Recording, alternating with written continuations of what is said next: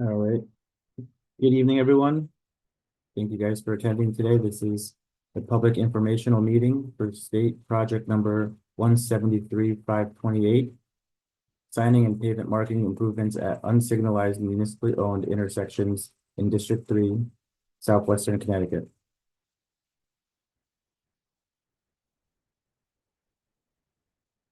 I'm going to start with some housekeeping items and go in over how to view captions and subtitles in Zoom. You can click on the Show Captions CC button and then click on the speaking language and select the language you would like from the list shown. Closed captioning, including non-English translation options, are available on the YouTube after the event. We will have a questions and answers session following the presentation. Questions and comments can be sent via email to jonathan.carilla@ct.gov, JONATHAN.CORILLA@ct.gov. You can also reach us by phone at 860-594-2020. You can also submit questions and comments on Zoom, or you could visit our project webpage for more information, portal.cit.gov/DOT173-528. And this comment period will be open through January 2nd.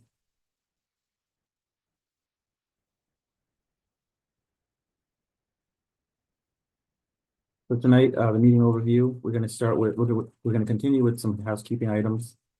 We'll have introduction of the project team. We'll go over the purpose and need of the project overview, coordination, right-of-way impacts. We'll go over the environmental impacts and project schedule, as well as the next steps for this project.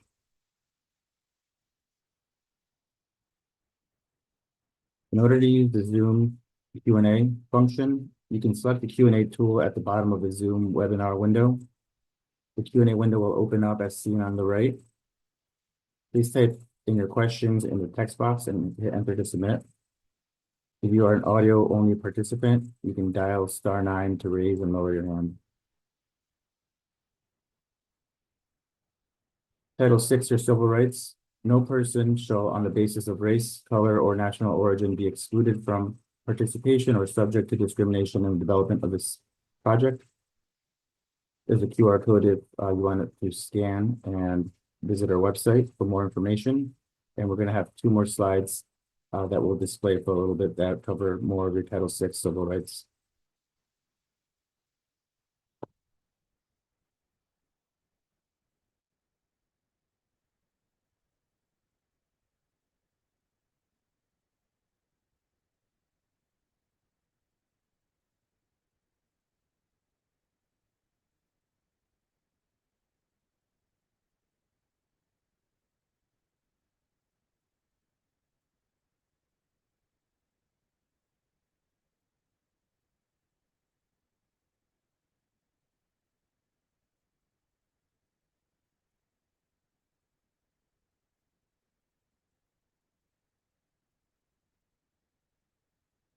Some introductions for the project team. From Connecticut Department of Transportation, on the project, we have Natasha Fatou, principal engineer, myself, Jonathan Carrillo, the project manager, project engineer, Christopher Lockhart.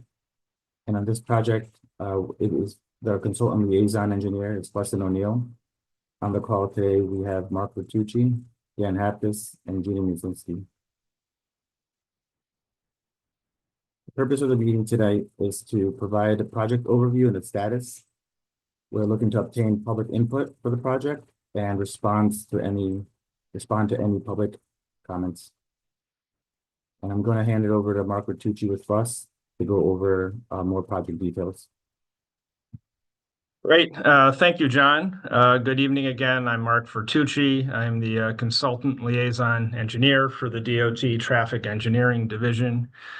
And just wanted to give you a brief overview of the project. The project includes, as John mentioned, signage and pavement marking upgrades at town-owned unsignalized intersections We have approximately 333 locations across 19 towns within District 3, which is Southwest Connecticut. The towns denoted by the yellow circle on the map here on the right are the towns that have intersections included in this project. The locations selected were selected using a ranked list of high-frequency crash locations at intersections that are municipally owned and unsignalized. The project involves installation of post-mounted signs and pavement markings. Mainly the signs included in this project are stop signs, stop ahead signs, and advance intersection warning signs, and I will show you some examples of those on the following slides in a moment. You may have seen some of these signs going up recently across the region and the state. There were similar state projects recently completed on state roads that replaced the same types of signs. So this project is the same idea. Only difference is they're on town roads. And although this is a state design project, the towns ultimately will assume ownership and maintenance of the signs and pavement markings following installation. And lastly, on this slide, I did want to mention this project represents implementation of an FHWA proven safety countermeasure to address high crash rates at unsignalized intersections. So again, the purpose and the need of this project is to implement signing and pavement marking improvements at unsignalized municipally owned and maintained intersections as needed to improve driver compliance and visibility, and also address existing signage deficiencies at intersections. So the improvements do include the replacement of existing stop signs of varying sizes. In most cases, we're installing oversized stop signs, 36-inch stop signs on both sides of the road on the intersection approach. We're also reinstalling and refreshing the pavement markings at these intersections, so the white stop bars and also the double yellow center lines leading up to the intersections. And in advance of the intersections on the approaches further back, we're installing the oversized stop ahead and intersection ahead warning signs where appropriate. And in most cases, we're trying to do those also on both sides of the road. So just kind of blowing up those pictures there you just saw. This is an example of one of those state intersections where the signs were already installed. So you can see the oversized signage here on both sides of the road. The stop sign up at the intersection. Notice we're also installing those reflective strips along both of the signposts that further adds to the visibility. These are bright reflective sheeting signs, so when your headlights hit them at night, they really stand out and become highly visible to the driver well in advance. In advance, you see the stop ahead signs, again, both sides of the road, larger signs than you'd see at a typical intersection.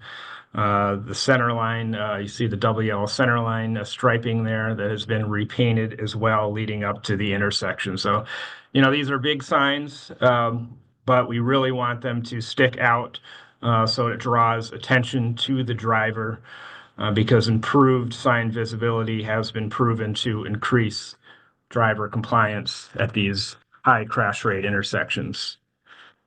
Here's an example further in advance of the intersection. This is on the main line road where we have a side street stop sign, and we have installed the intersection ahead warning signs, the yellow signs here. There's obviously different variations of these signs based on the configuration of the intersection. In this case, it's a four-way intersection. Now, most cases, again, as I mentioned, we're trying for signs on both sides of the road and the oversized signs, but we certainly acknowledge that in certain areas there's limited right-of-way, or we may be in a dense residential or urban area, And in those situations, we are striving for a more context-sensitive solution, and we may be going with a smaller version of these signs, or maybe the sign only on one side of the road. So we're not just doing a blanket installation of these. We are going on a case-by-case basis and going out in the field and determining what application makes the most sense based on the surrounding environment in each case. So as far as what deliverable we are generating on this project, this is not a typical project where we have a full plan set that we're generating. In this case, we're mainly generating a GIS map-based deliverable, which is easier for both the contractor and the town to deal with. Dan Haptis is going to talk about that in a moment, but at some of the more complicated intersections, we are preparing the more traditional detailed plan sheets. And this intersection right here, Seaview at Crescent and Bridgeport, is an example of one of those intersections where we've generated a design plan. And as you can see here, this was a little more complicated. There was a railroad Metro North crossing basically adjacent through the intersection. So very limited visibility heading southbound on Seaview towards the intersection. So no, it might be a bit hard to see, but on Seaview approaching the intersection southbound, we have stop ahead signs that we're calling out on both sides of the road there. In this case, those stop ahead signs are 30-inch, so they're not the oversized signs. I think we had some example where we had some more limited right of way, so signs on both sides of the road, but a bit smaller. And at the intersection itself, on the Crescent Avenue approaches and the Seaview Avenue northbound approach, we have the stop ahead and the all-way stop signage that we're showing out for installation. But as you can see there, it's only on one side of the road that we're installing the signs on those approaches. And again, I think there was some limited right-of-way we had to deal with there, which is why we only went with the one side on those approaches. On the next slide, another example, this is Home Street at Kings Highway cutoff in Fairfield. This is less of a traditional intersection with the alignment of these adjacent roads and almost a yield type condition there. So you can see we've installed stop signs, reflective strips, stop ahead signs. And in this case, we had an oncoming traffic does not stop sign and also a curve sign, a combination curve intersection warning sign that were installed. So you can see there's a lot of different variations of signage based on the exact configuration of the intersection here. So each one of these required some site-specific design. With that, I am going to turn this over to Dan Haptis. He's going to talk about that GIS deliverable I mentioned a moment ago. Thanks, Mark, and good evening, everyone. I'm here to talk about the deliverable for this project. As Mark alluded to earlier, this is a Geographic Information System, or GIS deliverable. This section that I'm going to talk about is a very technical section with a lot of information, and it's geared towards mostly the municipalities on this call to inform them of the level of detail and information in this project. This was the preferred method for a project of this scale over a traditional plan type, plan set deliverable. There are 5,784 signs currently in this project. So you could only imagine the number of plans and paper that would be involved in this. The GIS deliverable can be viewed online on a map provided by the designer. This has been a method preferred by designers, construction inspectors, and contractors for these type of DOT signing projects. And I'm just going to go through a little bit of the information that is included on each of these data points here. First off, you have what order these signs are being installed at. As you can see, there's either a 1 or a 2. Some more complicated sign assemblies will have even 3, 4. That just tells you where the sign will be installed, on the top, in the middle, or on the bottom. You have the intersection rank, which is basically all the signs associated with intersection rank number 7, as I have on the screen here. The most important is the Latin long. This is a very accurate system of identification, up to 1 to 2 feet of accuracy in the field. The contractor will be out there with a GPS device that will be able to pinpoint exactly the location of the sign and the signpost. Other details like the street name, the direction, and point ID. I'm going to just continue here. I'm sorry if this is a little cumbersome, but there's a lot of information packed into this GIS deliverable. We have action items like install, remove, or reset a sign, the post mounted, what position, right-hand side, left-hand side, is the sign going to be installed in an island, the DOT catalog number, the sheet type. You have the dimensions of the sign, the color, the legend color, and of course, the actual legend of the sign that you have in the last column there, like stop ahead symbol, crossroad. So the contractor will know exactly what type of sign is going to be installed. This is what the designer and the contractor will see here, is a map with a bunch of little dots on it. And when you click on one of these points, as for example, this arrow that's pointing on the left-hand side here, when you click on that, it brings up this attribute table with all the information that we had just went through in the previous slides. So they'll know if it's if they need to install or remove the sign, what type of sign it is, the sign number, the location, and again, they'll be out there with a GPS device to locate the location of the sign. So with the municipalities, we've been in constant coordination with, dating back to last year when we notified the towns of this project. And more recently, we submitted project authorization letters.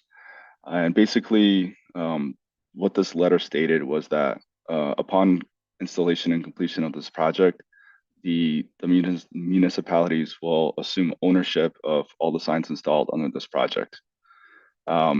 And more recently, we developed a Google map for the towns to review these signs quickly and easily.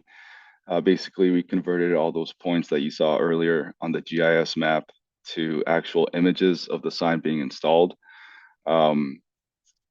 It's not as accurate. Sometimes the image is a little off from the actual data point. But the reason I went through the level of detail earlier is to show you that this is going to be installed exactly where it's shown according to the GIS map, not according to this map. This is more for your information of what signs are going to be installed, and for your to be readily reviewed and seen. And you could also see the all the attributes on the right-hand side that are included in the actual GIS data set. For example, if you click on the stop sign where the arrow is pointing to, this attribute table on the right-hand side will pop up with all the nitty-gritty details. And I think with that, I'm going to hand it over to Chris Lockhart, who's going to talk about the project impacts. Hey, thanks, Dan. Appreciate it. Thank you, everyone, for being here. Good evening. Hope you all had a good day and are having a good evening so far. Just going to wrap up this presentation with a few more details that we want to make the public aware of regarding this project. First thing will be the right-of-way impacts. There will be no right-of-way impacts. All the signs will be installed within municipal right-of-way. We won't be needing any easements or property takes or anything like that. Same thing for environmental impacts. There will be none. This is just channel post signs being installed in the ground, mostly same location as existing stop signs, for example, but a few more new signs. But there should be no environmental impacts under this project. A couple more things. The project cost. This project is 100% federally funded. Both design and construction phases are federally funded. Design will be approximately $610,000 and construction will be approximately $4.33 million. And right now our schedule shows that we've completed our preliminary design, which is done about the same time that we sent the maps over to the municipalities to review. We're still incorporating comments at this time during the final design phase that we're currently in. Our final design plans are due this upcoming summer, 2025, and it will be advertised to contractors for bid this upcoming fall in 2025. Then tentative construction should start the following spring in 2026. But for now, we will be incorporating public feedback that we will be receiving in the 2-week period after this meeting, as John had mentioned at the beginning of this presentation. We are also still in coordination with municipalities, working to incorporate any comments that they have throughout the rest of the design phase. And we will continue our GIS design layout. And that's pretty much all we got so far.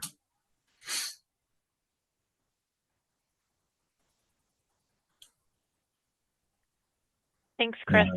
Yep. So we are now opening up into the question and or answer portion of the evening. So you can request any questions or comments to jonathan.carilla@ct.gov from this point through the January 2nd comment period. Additionally, you can call and leave a voicemail via the phone number 860-594-2020. Please mention project number 01730528 and in your voicemail so we can connect it back to this project. Additionally, this is the portion of the evening where we can take question and answers using the Q&A feature on Zoom. You can see that at the bottom of your screen, and we can direct them to necessary panelists as appropriate. I will also take an opportunity as we wait for some questions to mention that the project webpage is available on this screen. Following the meeting as per Connecticut DOT standards, we will post meeting minutes on that page in addition to a copy of this PowerPoint slide deck.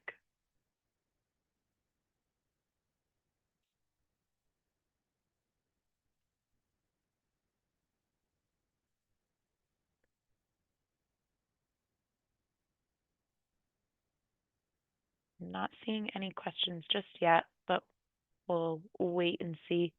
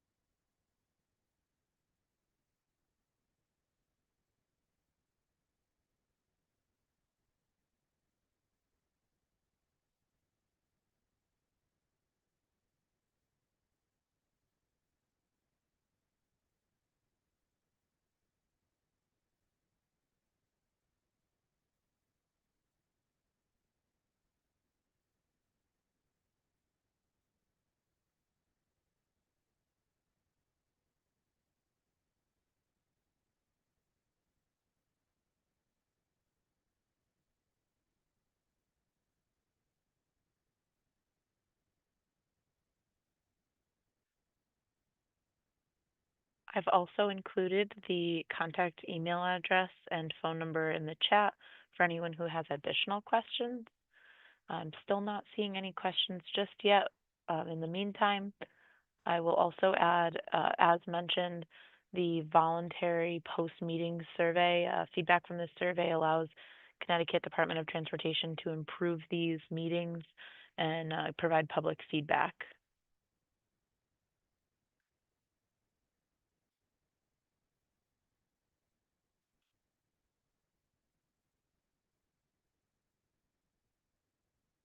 All right, we do have a question that just came in.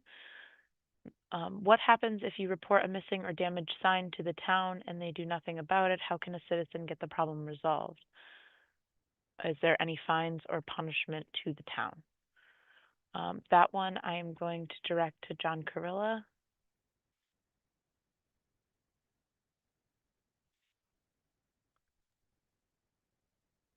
Tina, can you repeat that question one more time? Just. Okay. Yep. So the question is regarding missing or damaged signs, and if a citizen reports that to the town and there is not an immediate rectification or rectification in any capacity, how can the citizen request that the sign be replaced, and if there are any fines or punishments to the town? So for this project specifically, since it's on a municipally owned roadway, typically we have any requests for sign improvements or concerns go through the local traffic authority. You should be able to Google CTDOT list of traffic authority, and typically your police chief or town engineer, and you could email them directly. They should be able to handle it. If not, maybe just go on the town website. If it was on a state road, you could just email traffic engineering and we would be able to take care of it. If you notice that the sign are missing at the locations for this project, feel free to email the project team and we will look into it or try to incorporate it into the project. Thanks, John. There is an additional question that is regarding if the town does not stock a particular size of sign, how would they obtain it without a long delay time? And that one I'm also going to direct to you, John. That is a good question, and I'm going to make an assumption that we have had questions about since this project is doing oversized signs, 36-inch signs and 48-inch signs, and typically I think municipally owned intersections have 30-inch signs, like for example 30-inch stop signs.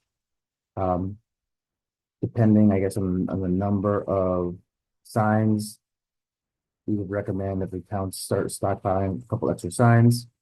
I'm sure that the DOT would have extra signs available. If the town does not have them at a short notice and they could work something out with them. I've heard of that in the past, just like, to order it and then we could replace this sign for you. Or just provide the sign.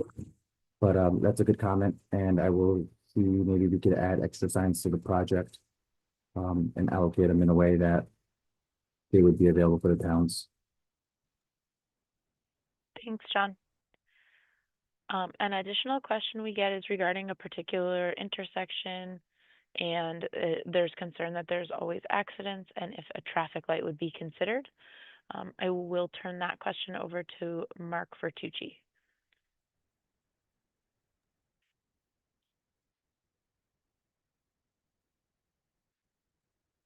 Thanks, Gina. Yeah, so if a traffic signal is warranted or not at an intersection, you would have to basically do a warrant analysis, which is a study looking at volumes and crash history at the intersection. So that if it's a town intersection, someone can, again, similar to what John said on the signs, you can reach out to your local traffic authority and request that the intersection be studied. And if the warrant analysis indicates the signal is warranted, then an application can be made to the State Traffic Administration. This particular project here is only related to signage and pavement markings at unsignalized intersections. So it did not look at whether or not a traffic signal would be required at the intersection. This is basically just a signage upgrade project at high crash locations. Basically, all these intersections the volumes are low enough that they did not warrant a traffic signal. So they're maintaining the unsignalized condition. It's just upgrading the signage for safety purposes. Thanks, Mark. I did receive an email regarding a specific location. Maybe that's the one that you just commented on. Was it a Spada and Honey Spot? That's correct. Okay. I could also email back some information on that site specifically. Perfect. Thank you both. The next question is if this PowerPoint presentation will be available on the website, and it will be available per the Connecticut Department of Transportation guidelines for virtual public information meeting. It will be published within 2 weeks of today's meeting, so that gives us to January 2nd. So a copy of PDF slide deck of this presentation, in addition to the meeting notes, will be submitted by that point. There is an additional question, and Mark, I am going to turn this back to you because I think you alluded to it in your prior answer. But how was it determined how many signs were needed at each location, and did it have anything to do with the number of crashes at a particular location? Yeah, so all of the locations included in this project were high crash history locations. So higher than normal crash rates and more severe than normal crash rates. So that's how these intersections made the cut. And then once they're in the project, we looked at, the consultant on the job looked at each of the intersections and determined, which signs needed to be upgraded. In general, these intersections had deficient signage, older, non-reflective signage, the signage was too small, there wasn't enough advanced warning signs. So, at each of these intersections, we sought to install signs on both sides of the road, stop signs, advanced stop warning signs, and advanced intersection warning signs, both sides of the road and oversized signs. But as I mentioned in my presentation, there were some locations where we had to dial those back a bit and maybe only install them on one side of the road or go with a smaller sign based on the surrounding conditions in the intersection or rights of way. But in general, we try to install as many signs and larger signs as possible, as that's what really draws attention to the driver and improves compliance. Thank you, Mark. At this time, there are no open questions. I'm going to give a few minutes for anyone to submit further questions. And in the meantime, I will check the DOT voicemail to just see if there are any active voicemails in the queue. So I'll turn my camera and audio off for a moment, but I will be right back.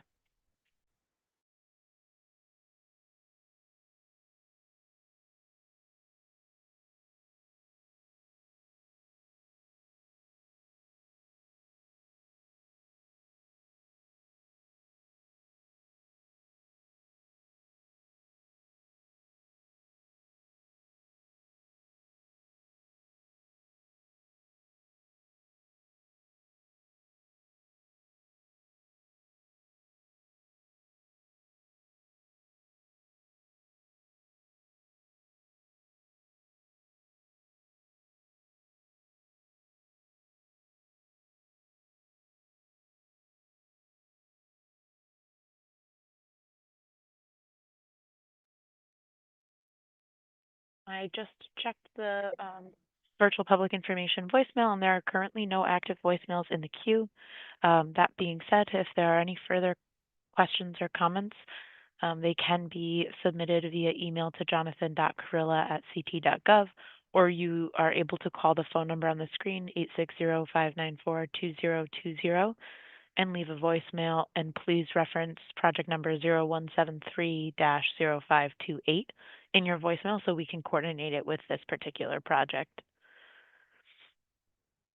But if there are no further questions at this time, we do appreciate everyone's attendance and all the questions that were asked tonight.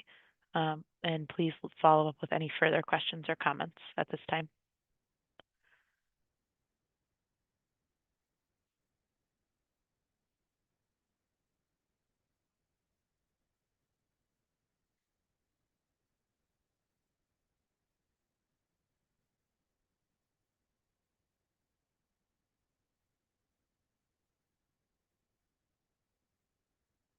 Okay, at this time, I'm seeing no further comments or questions, so we're going to go ahead and close down the virtual public information meeting for project 01730528. Thank you all for your attendance.